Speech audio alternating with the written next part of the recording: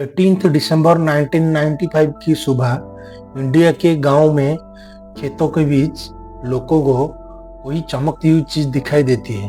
जब करीब जाके देखा गया तो वो एक अजीब राइफल थी जो गांव वालों ने पहले कभी नहीं देखी थी। अभी ये लोग इसी कश्मकश में थे कि खेतों के बीच ये राइफल आई कहां से है। उन्हें 35 और राइफल दूर बिखरी हुई दिखाई देती है।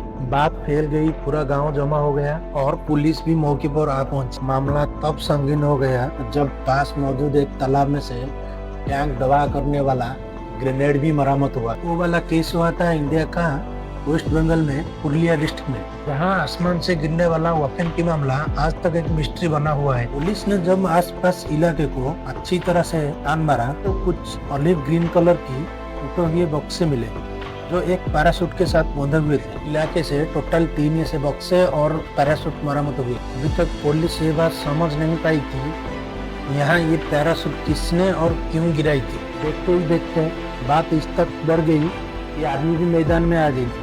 एक बात तो तय थी, अगर बक्से पैराशूट के जरिए गिराया गया तो ये काम जरूर किस जहाज की मदद से अंजाम दिया गया होगा। मालूम पड़ा कि रात को एक जहाज पुरुलिया डिस्ट्रिक्ट के ऊपर काफी लो फ्लाइंग करते हुए गुजरा था।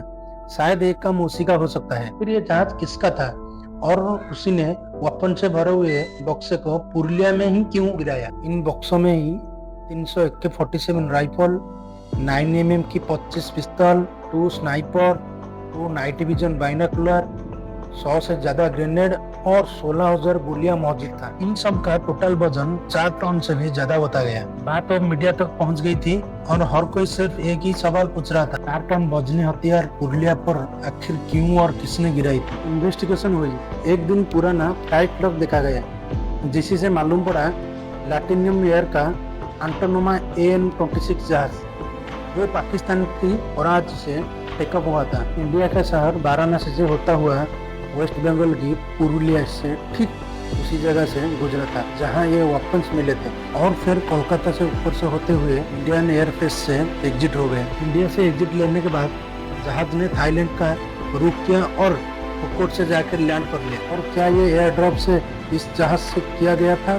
फिलहाल ना तो कोई सबूत था और ना कोई इस पर शक करने का ठोस वजह। और इंडियन एयरफेस से निकलने के बाद ये जहाज एक गलती कर बैठा और इसी गलती की वजह से इंडियन अथॉरिटी को इस पर शक होने लगा।